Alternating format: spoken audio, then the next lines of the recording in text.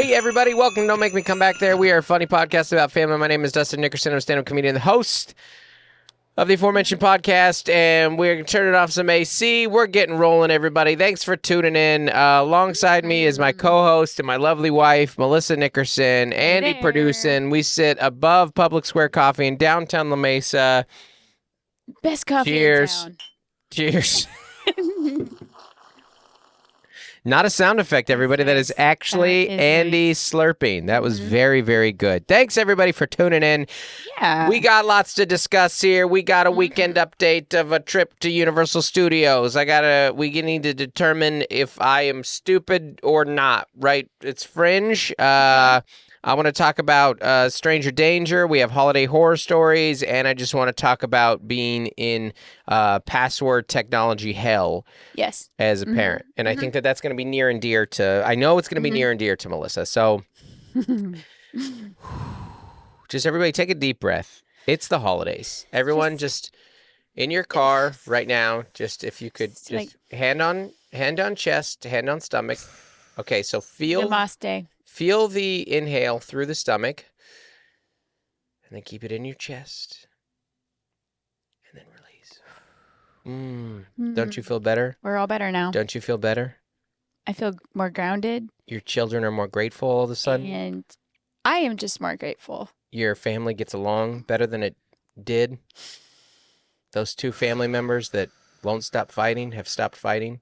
Everything's okay. Your jaw is relaxed. Your canker sores are beyond gone. that. We're beyond that. Right here. Happy December, everybody. This is our first December episode of the year of our Lord, 2023. And I hope it's going. It's a busy time. Yep. Holidays are very, very busy. They're busy for everybody. But the good news is no matter where you're going, no matter what you're doing, there is some sugary carb treat on some counter waiting for you. Ooh, yeah. Everywhere you go. You made us throw out the pies. Yes. The Thanksgiving pies. But I also came home with pierogi. So you did. Pierogi from Pike. So it was a little bit of And it was time. You do reach that point because everybody wants a different kind of pie. Yeah. And then you go, we're throwing these away. Yeah, what's your pie? How do you handle your guys' pie situation? Like how many you get, when do you throw it out, how often do you eat it, that kind of stuff? I will keep them longer than necessary. I like to snack on pie throughout weeks. Throughout the year. Yeah. Just a pie. A lot of the shop pies tend to last forever. Yeah. It turns out. All the preservatives. Yeah. Mercedes had thrown out our pumpkin pie the other day, and I felt sadness. Yeah. The trash can. I was like, oh, I wasn't done snacking. Yeah. Hello, darkness, my friend. And then how long till you thought, is it all touching the trash? No, I was like, well, it's kind of still in the package. So I threw out the pies. I was like, Joel, I'm throwing out the pies. And he got... Throwing out the pies. He had some pieces. I threw them out. And then he goes, did you throw out the berry one in the container? Yeah. Because he did. He's like, mentally, he's like, that's a fresh container. Yeah. Not touching the trash. He's not wrong. And I was like, no, I recycled the container. So the pie is savage. Gone. Wow. Yeah. You destroyed the evidence. Yeah, that is truly, you really left no doubt. Scooped it out of the tin. Yeah. Yeah. As you made eye contact with him. So they're gone. Yeah, it's that last piece of pumpkin pie hits though. It's so good. I always regret it.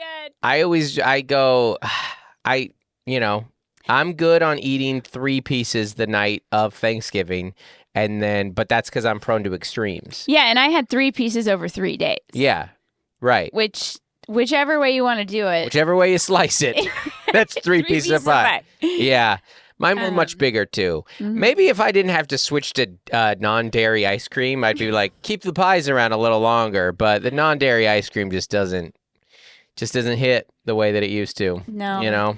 I know. I don't even buy Bailey's anymore because you can't have it. The good news is, everybody, Christmas is coming soon, so you might as well just hold on to those pies. Freeze them. Freeze them. Freeze them, baby. Melissa frees the leftover barbecue from Thanksgiving, and Gloria goes, ugh. Yeah, she's like, you freeze everything. The frozen barbecue seems a little off-brand. I don't know why. It's fine, Andy. Yeah.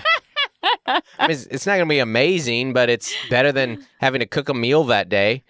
Yeah. You don't have to eat it, Andy. You're not going to tell me there's some Wednesday in December where you have two Exactly. sports practices, a theater performance, and a recital you got to get to. I have about 5 of those days. Yeah, where you're like, you know what? Microwave the barbecue. Thaw the BBQ. You can put some Sweet Baby Ray's Oh my on God, that. it'll be great. It'll be fine. Yeah. Andy is rolling. As over a foodie, it's killing him. It's just specific, I think, because I do so much barbecue, so I think I can't translate my brain. Fire, spice, sauce, freeze it. Yeah, absolutely. Like, what? Yeah. And it won't be amazing, but the amount of work that it'll go in to make a fresh meal that day, you just don't got time. And I don't know if you've actually tried to take your kids to Chick-fil-A recently. That's $70, FYI. It's so expensive. Well, and our girls are fairly picky eaters. Like, our son is a foodie. He loves food. Yeah. And eating out, like, it's not lost on him. It's very special to him. Yeah. Our girls will go to like a buffet and eat like pita bread and cucumber slices. And maybe like a pile of cheese. Yeah. Or like some cut up eggs, like hard-boiled eggs. Like, that's all they're going to eat. We were at a Delta Lounge on the way back from Seattle on with my daughters, and it was a great spread. My 14-year-old ate, she had the clam chowder. She did the whole thing. It was nice. My 10-year, how old's Claire? 9? Their 9-year-old looked at this incredible spread and took 2 pieces of pita bread, about 10 grapes, and a bag of pretzels. That was it. That was all. Mm-hmm. She's a very picky eater, though. She's our most picky eater. She's not, okay, she's not picky like she's a foodie. Is like, take the skin off the grapes. Take the skin off the cucumbers. Don't let my food touch. She isn't that. But she is like casseroles, like soups, like she's picky adjacent. Picky. She's picky. Yeah. I was gonna say.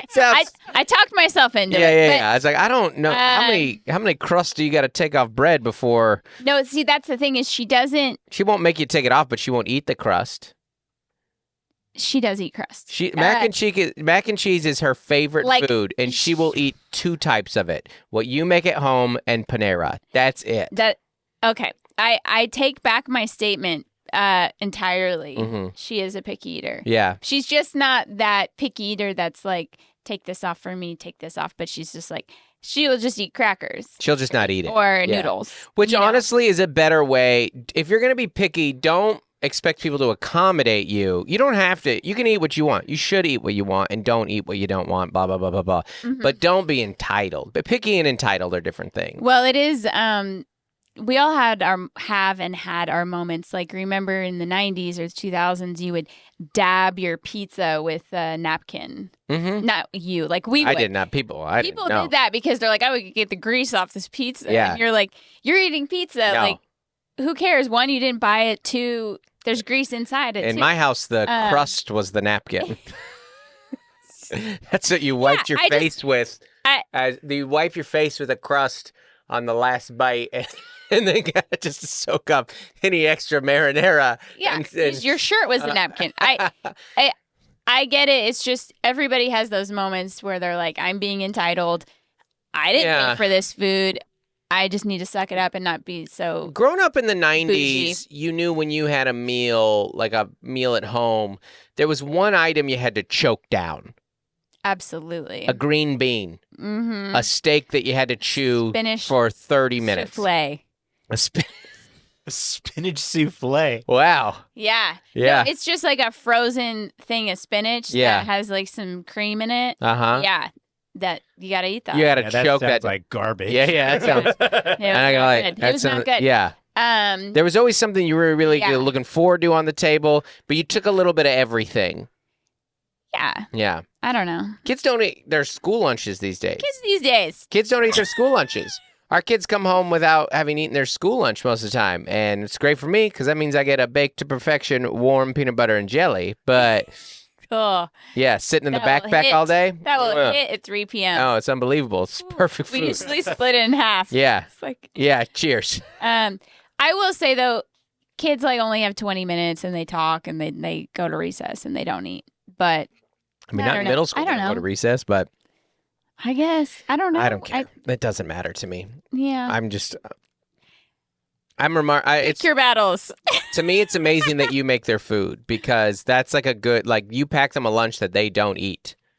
And I'm like, their lunches are free there. If they're not going to eat, then just go milk some school resources or resources, whatever you prefer. I know. And our son does just like wing it. He does not make me pack him a lunch. No, he has a little high side income these days. And then he also does the free lunch at school. Yeah. It's great. He's just, I don't know. I think they don't like standing in line because it's all about where you get to sit at the table. Right. And so that's why. And I tell them, I'm like, mom's basic lunch is the same thing every day. Mm-hmm. I do not waver. Yeah. Because if you want to switch it up, go wait in line. Yeah. It's free. You had the stereotypical scary lunchrooms a couple times when you were a kid moving, right? Do you remember first days of school, like where am I going to sit? Well, many a times, yes. But the worst was when the teacher would be like, sit wherever you want. Like the whole class is seated. Yeah. And then I come in, oh, here's our new student. And then they go, sit wherever you want. And you're like, don't make me do this. Yeah. Because how many open desks were there? Just a couple. Yeah. Yeah. And you're like, well, I can't sit next to a boy because then they'll think I have a crush. That's too much pressure for the new person. Yeah. Who moves in December 5th. Yeah. Like, yeah. When Mel moved to Washington for the end of her 8th grade year, it was like mid-year, yeah, right? I had to get uniforms for 5 months. Yeah, and like Mel was really smart, gets good grades, and the teachers were like hyping her. They're like, "We got this genius moving from Texas." Okay, so it's Girl actually, wonder. Oh no, it's actually really sweet because I don't think in the 90s, early 2000s, like girls got pushed a lot, like academically or like in leadership roles. Yeah, and I had this. They got pushed down. Go. Yeah. Now. I had this one English teacher who I didn't even really talk to her, but she wrote me this letter of recommendation that was like through the roof, apparently, because I showed up. I don't remember her that well, but I showed up in 8th grade and this English history class, like core class, this teacher was like, you guys better be really nice to this girl. She is brilliant and like wonderful. Yeah. And here she is. And then like here she walk through the door and but I guess that's really nice. Yeah, it is really nice. Because a lot of pressure. It is a lot of pressure, but that was a teacher that believed in me. Yeah. You know? And they looked at her and they're like, she's in 8th grade? I think she's in 5th grade. Yeah. She's so young looking. I did it. That was like... You lived up to it. Like, you graduated top 20 in your class. You're a bright kid. You're so smart and diligent, you know? Thank you. And I don't know, like, I planned everything in high school. I literally planned everything. Yeah. And you could plan a party. That was my strategy to survival was if I just planned everything, then I would be okay. And it worked out. Yeah? I guess it worked out. I don't know. I guess. Yeah, the lunchroom is Let me do everything. Yeah. That was I am very, very grateful. One of the things I'm most grateful for my child is not one time did I have a scary lunchroom because I went to the same schools my entire life. I went through we never moved growing up. So I went to the same elementary. And so, you know, kindergarten, I don't remember whatever the lunchroom that was like, but everything's so happy in kindergarten. You know, it's such it's like such a warm blanket landing in school. And then all the way through middle school and then high school, you always knew kids. So there was no scary lunchroom. No, the first which couple we're providing days, for our kids too. First couple of days at a new school are really tough. But I was really glad, as awful as 8th grade was, and it was awful. Starting in 9th grade at a new school would have been harder. Right. Because I had a friend group. It's hard. But the funny thing about my friend group was they were from a really tight-knit community, so they all went to readiness kindergarten together. Oh, yeah, they were in it. Like, they were like tight. And Andy, a lot of these people still live in the same neighborhood. Yes. And they all... And so getting in... I do not know that world, man. Getting in with them was... I mean, it was nice. They were kind people. Yeah. I got lucky. Did you ever have a scary lunchroom as a kid? No, same thing as you. Like, Yeah. went to the same school, so I didn't have to do a lot of transition. And then Yeah. it wasn't. We never had a lunch room because of California, So so you're you outside. eat outside. Yeah. You know, so it's just Southern California high school is literally a movie. It is. It's called the it's called Clueless. Yeah. They're just like doing hacky It's just sack variations outside. of that. Yeah. Really. It's crazy. Yeah. They have no idea that Yeah. like these were our movies. Yeah. School outside. I know. Lunch outside. Yeah. Yeah. Oh, My man. band played in the quad a few times. Of course they did. You know? Ooh. All Yeah, that. You're like, rules. do you What think- Totally. what'd you play? We played in we did. No songs. Oh, you I had a M&M's by Blink-182. nice. Yep. That's right. I did. I had I was in jazz band in high school, and me and the guitar player and the drummer also did the assemblies. So we I remember That's amazing. we did You didn't have some. any bands. We did some Red Call Hot on. Chili Peppers. Don't Stop. That was a fun song to play as a bass player. Yeah. And then TNT was another one of our our guitar player. Crowd pleaser. He was what was his name? Gosh, I forget his name. He was a violin player who really wanted to play guitar, and he could wail. He Oh was my so God. good, and he loved AC/DCs. It was awesome. But yeah, we had to play in this dingy high school gym. We didn't have the quad outside. Yeah. We used to walk to the historic theater. We had to walk like Yeah. a half mile Yeah. because we couldn't fit our high school. We didn't have an auditorium. Back in art, eh? Back at art. Like through the Yeah. through the The theater. That's friends thing is hard. right. Like That's right. Jeez. I am. Hear me out on this. Okay. Where are we going? Okay. I am not for arranged marriage. However, I do wish I could pick my children's friends. Oh man, and you can't. I wish I could You look up. cannot make people be friends. I wish you No. could with my kids. I wish I could look up a lineup of. I don't need to see their faces. What I need to know is I want to see their grades and I want to see their hobbies. And then if they could just list their top 3 interests for me, I'd be like, yes, yes, yes, yes, yes.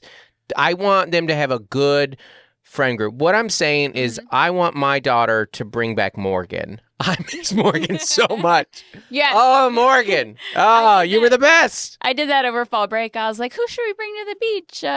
Maybe Morgan? You do that as a parent. You're like, I like that one a lot. I'm not against the other ones, but I'm for that one. I don't want to push anyone down, but Morgan is funny, gets good grades, pretty polite, says thank you around the house. Keep her in mind. Yeah, it's It's actually, you have to do the reverse psychology because whoever you would. you're like, Morgan sucks. You know who's the worst? Friggin' Morgan. Then Morgan's going to come around. You know because you were that age that your friends influence so much of what you do. Mhm. There's so much pressure. Peer pressure is like a real thing. And It's all we talked about in the 90s. it was a big deal. Peer It's, pressure. Yeah, don't do drugs. Peer pressure. Don't do Yeah, drugs. yeah. Peer pressure. But, yeah. but like, that slogan doesn't make a lot of sense until you're a parent. I don't know. It does. It's 'Cause you don't think about your friends that way. it's not peer pressure in that there's like kids going like, do this heroin right now. And what it is you're in a group. And it's hard to say no in groupthink. It's hard to be the one person that isn't drinking, smoking, jumping off a bridge, like whatever it may be. Throwing watermelons off a parking structure. Whatever, hypothetically. It's all, I did it. don't give them ideas. I did it all.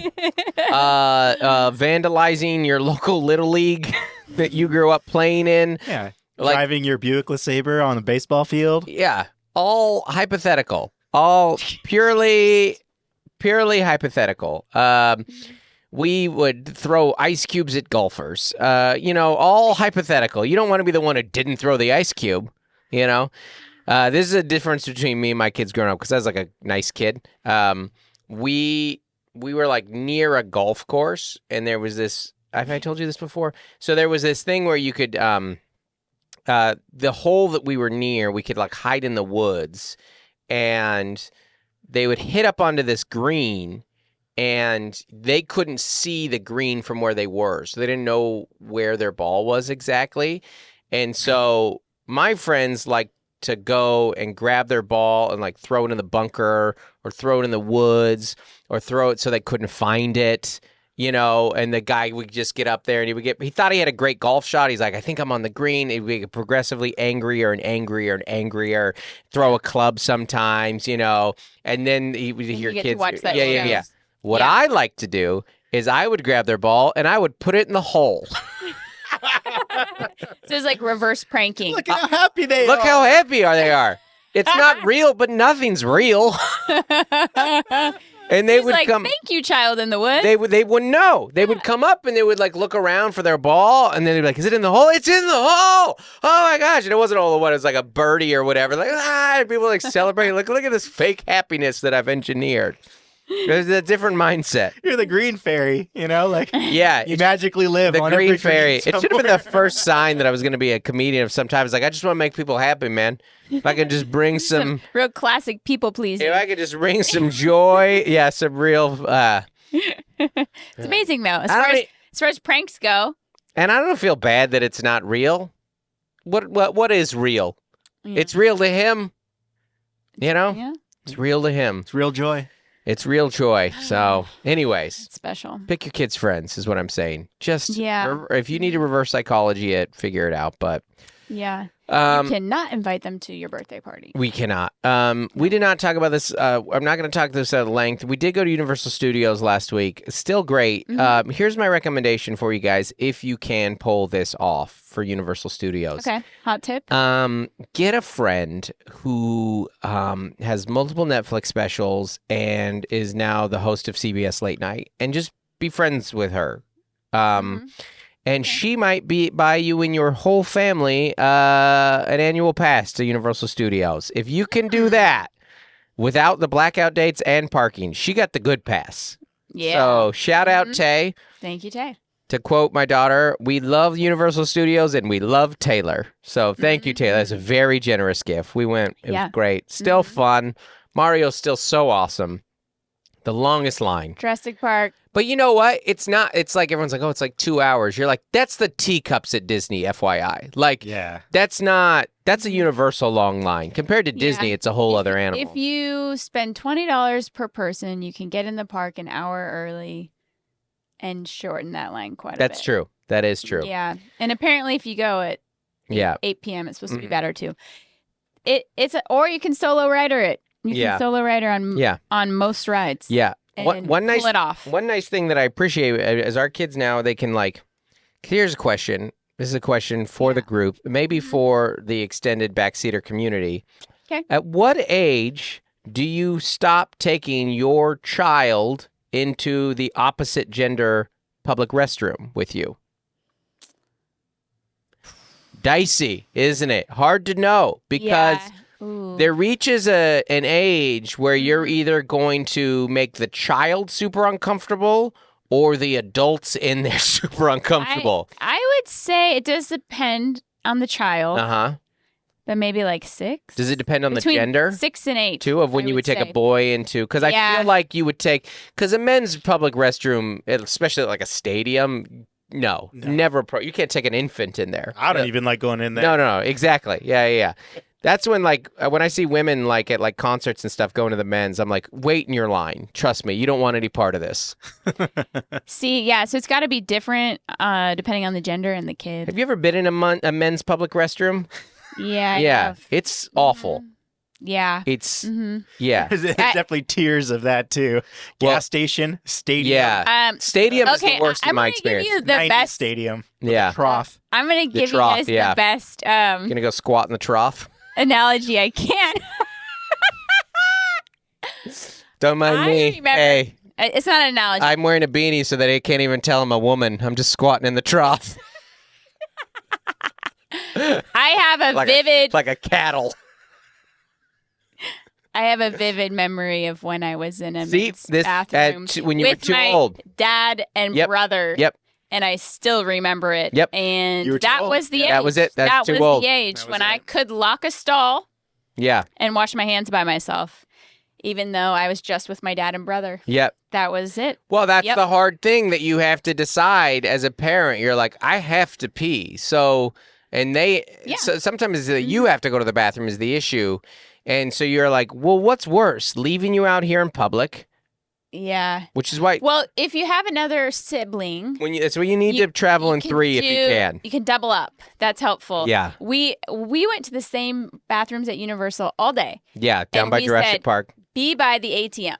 Yes. Because there's this big ATM sign. So, like, if we lose you in the bathroom, be by the ATM. Plus 2 of the 3 of our kids have cell phones at this point. It's it's different, but I mean, they've been dead for hours. Cause, because children. Yeah. I do think, and Andy would probably vouch for this, there's that age where kids don't lock stalls well. Yeah. You know, so what you want to do is check to make sure it's locked for them. Right. You go, okay, it's locked. Now you're fine. Do you ask the stranger have you ever asked a stranger? I mean, you wouldn't. I like to there's a couple times that I sent like a younger one of our daughters into the bathroom, and I would ask a stranger, like, was there a girl in there? Like my daughter, you know, not like I didn't send them in with them. But like enough time had gone by, I'd be like, "Is there like a little 9-year-old blonde in there?" You know, and they're like, "Yeah, she's washing her hands or something like that." The other trick you can do is, I should just go to the women's bathroom. That solves all these issues, right? If you can lock, I'm in here for my daughters, ma'am. Lock your kid. Quit peeing in the trough. Lock your kid. Squatting in the trough. Sorry, squatting in the trough is very funny. I think we named the episode "Squatting in the Trough." The old trough squatter. Trough squatter. I can't with you.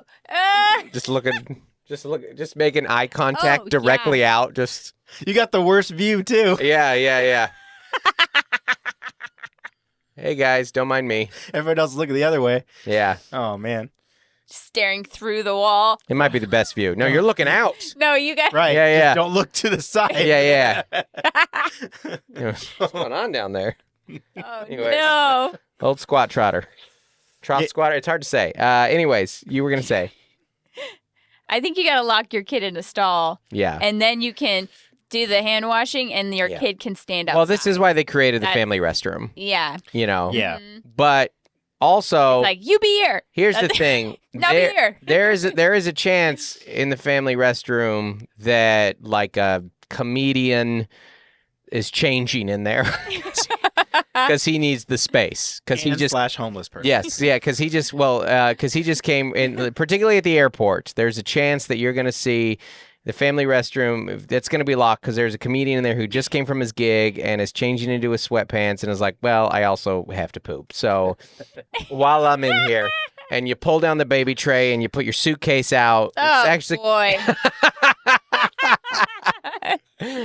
Where else are you going to change? You wash your socks in the sink. Yeah, go real Dale Griffith there. I had this realization. The baby tray. Yeah. I think that our kids have reached the age where I've realized I am only just a little bit smarter than them. Yeah. I know that because last week we woke up in the morning and there was moisture on the ground and our youngest goes, "It rained last night." And I go, "No, it didn't rain. That's condensation." And she goes, "What's condensation?" Mm-hmm. And then you go, and then I'm out. I don't know. I go like, it's just moisture. I got nothing. I can't. But that is rain. It's water on Condensation is not rain, though. It didn't rain last night. That is not. See, you're the same as me. No water fell from the sky. I can tell you that it is condensation. I cannot tell you what condensation is. It was like water droplets in the air that went on the ground. That sounds like rain. She said, what is condensation? Mm-hmm. And then I changed the topic. Because I didn't want her to know that I'm dumb. And I just hope for no follow-up questions. I mean, she's got to learn the water cycle soon. Yeah, I mean, learn and forget. I knew what condensation was at one point in my life. But your brain at a certain point goes, "That's just not important for me to know." I know it didn't rain last night, you know? So just a little water got on the ground. Yeah, but not because from of the night. not from the sky. It was in the air. It was in the air. Okay. No rain All right. fell from a cloud. Okay, These fine. two idiots would be the other name of these. That condensation just means rain and snow and sleet and hail. Like, I think it's all forms of And you very well could be right. water things. You very well could be right. Fill us in, Andy. I don't know. Yeah, well, there's different varying moistures in the air. That doesn't have to be clouds. What science classes did you take? Because I took genetics and astronomy. I took astronomy, but that's all I took for science. I took astronomy, but when I'm saying the word astronomy, I have to focus not to say astrology. Yeah. So that's my level of intelligence. We're more like social scientists. Yeah, I'm more like the soft. I also took sociology. Yeah. Yeah, that's a soft science. You're yeah. right. There's an ology on the end of that. I was just joking about how we didn't take chemistry and biology in college. I'm not Physics. a bright man. I'm like street smart, which is what dumb people say. Here's another question though. Okay. Sometimes I can't tell if I'm really stupid. Like sometimes I can't tell if an idea is brilliant or idiotic. Sure. For example, yeah. My daughter this last week while we were traveling, she bought a 5-ounce thing of what? Fragrance? Right. Yeah. She bought like a 5-ounce fragrance. My daughter bought a 5-ounce fragrance and we had to fly. And I was like, I know that's above 3.5 or whatever the limit is. I don't know why. And I thought, 3 ounce? Yeah. And I thought, oh, we have a smaller container. Just break it up into 2 containers and then it'll be okay. And I thought, is that a genius idea? Like, did I just hack this system? Like, and am I giving the terrorist a bad idea here or a good idea like on your angle? Because I'm like, are the fluids? Then I went into this like I spiraled because I'm like, is it what's on the label or how much is in it? Or how much is in it? Or can fluids that are potentially harmful, if they're broken into 3.5, are they no longer potentially harmful? I think that's what you needed was 3 ounces, not a 5 ounce and a 3 But ounce. if you have a 7-ounce thing and a 3.5 ounce, you can't travel it with all in this 7 ounces thing here. Correct. But if you split it, now it's okay. But if I put it back in there, is it a bomb again?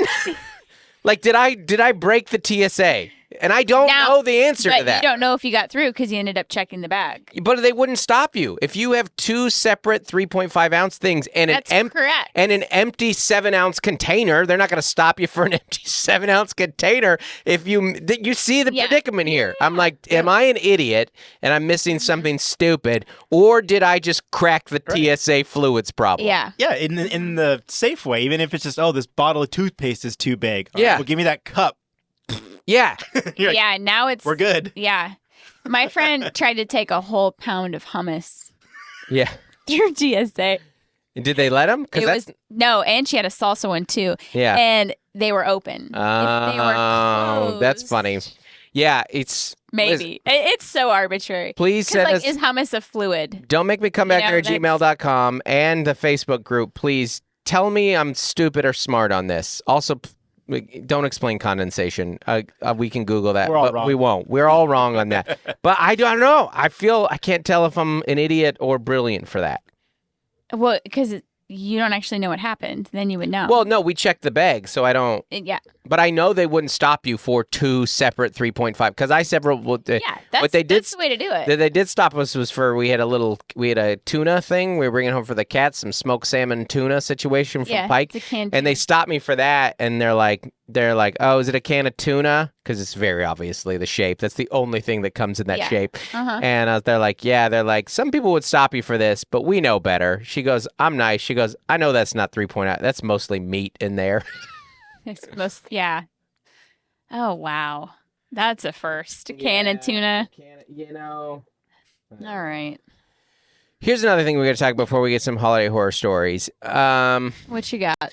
If you get overwhelmed by technology and passwords, don't have children. Don't have children these days. We are swimming in password hell. I have so many screen time accounts and passwords that one time I forgot I had to give my son the screen time password. I screenshotted it. He still has that. So my 16-and-a-half-year-old can access all his screen time because he has the password, and I don't know how to change it. Yeah. I don't know how to change that screen time password because you get in there and then it stops working. Yep.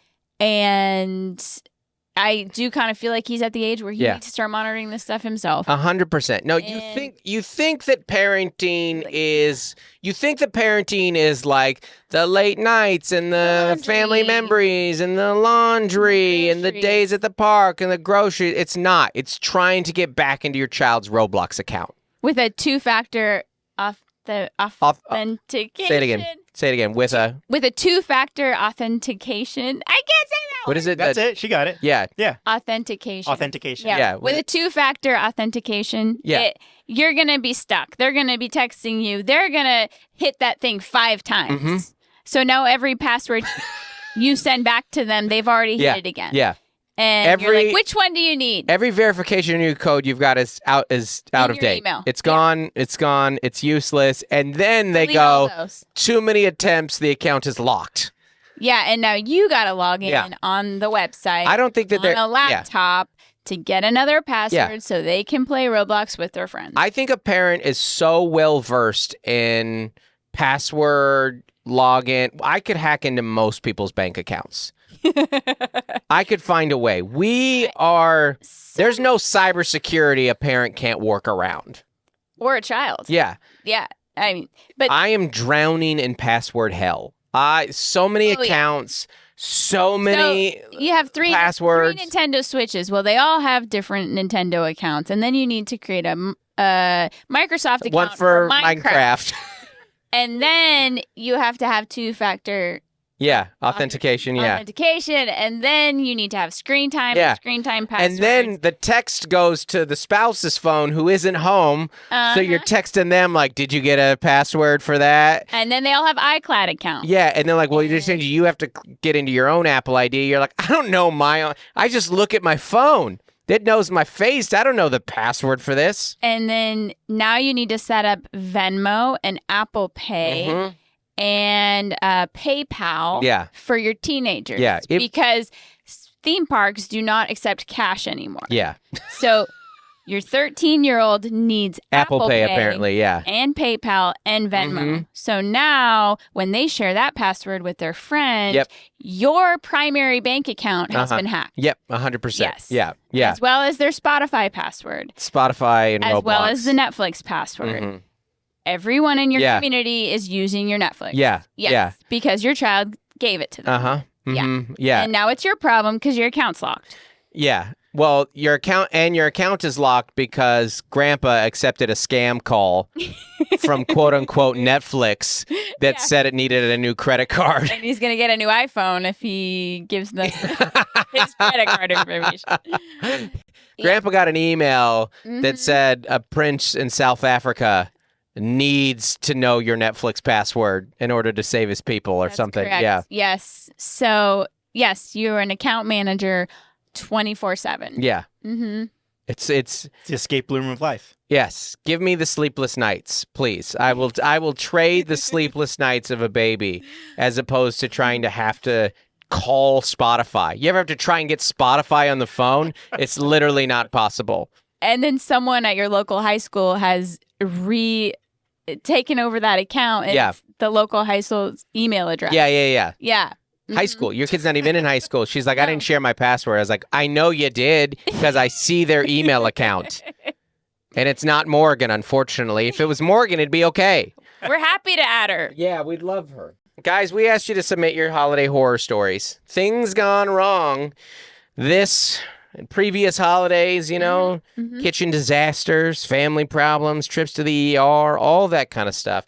And you guys have delivered. Keep sending them at dontmakemecomebackthere@gmail.com. I think I forgot to promote tour dates on this one. It's all right. You guys know them. You did. And we didn't promote Patreon or anything. Or we didn't get to Booty Bump.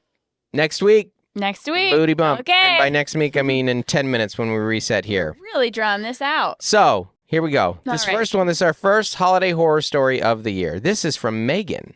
Hi, Megan. Hi, Dustin and Melissa and Andy. First, I just want to say I appreciate all the laughs you guys bring and your authenticity. You're the only podcast I listen to regularly. I've never found another one that holds my attention quite like yours does. I really appreciate your perspectives on life and parenting and the humor you bring to good and bad situations. There you go.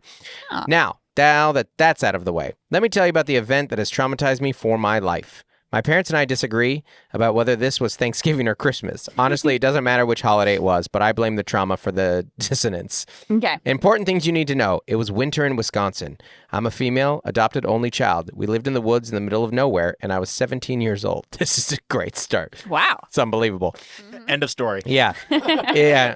It was the night before, insert whichever major holiday. We spent all day getting the house ready. My mother's family was due to descend the following day, and like true Midwesterners, there would be a great gluttonous feast. This is very well written. I knew when I went to bed that something wasn't right. I didn't feel the greatest. Lo and behold, I trudged downstairs where my bathroom is, and my bowels emptied themselves violently. Oh, no. Are you ready? It's going to get gross. Are you ready? I'm ready. It was bloody, massive period poops. You said you were ready.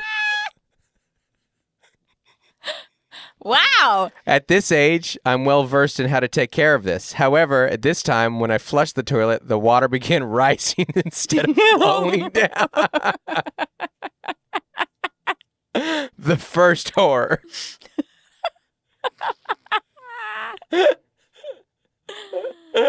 Oh, that's the worst feeling as a child when you flush in the toilet. Oh, no!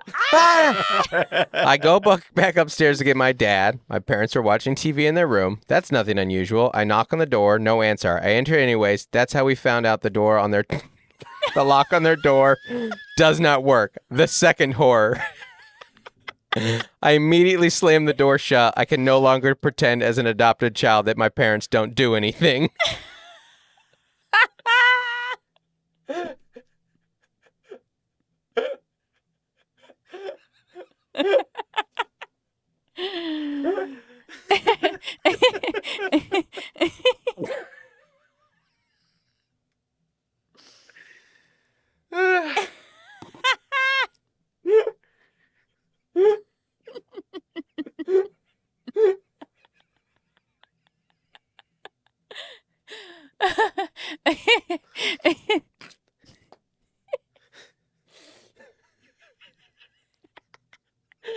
Focus. Okay.